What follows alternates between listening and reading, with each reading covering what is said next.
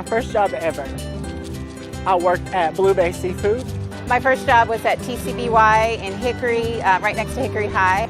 My first job in Newton, North Carolina was when I was 10 years old. I shoveled horse manure for Highway 10 Horse Farm. My first job, I was a dishwasher at a seafood restaurant. I was the paper girl for downtown Newton. I worked in the kitchen.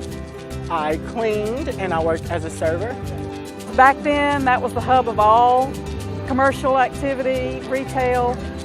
The old jail was downtown, and I got to sell papers to the inmates. I made $1.25 an hour. That averaged around that day $23 a week.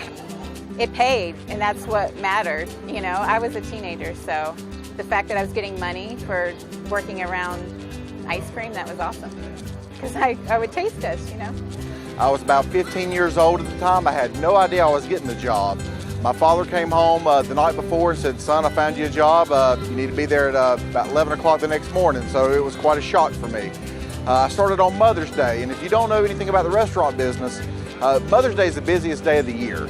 So my first day ever working a job was the busiest day in the entire industry.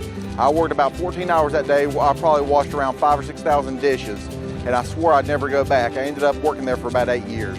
I remember burning my fingers on the iron to make the cones, the waffle cones, very frequently.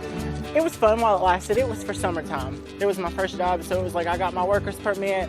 I was just like having fun, I guess you could say.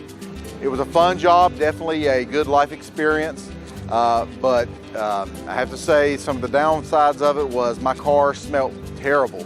After every night, I would have to put some sort of deodorizer in there because it smelled like just rotten fish, and my clothes too. Yeah, it was fine, and I like to get to know some of my coworkers too.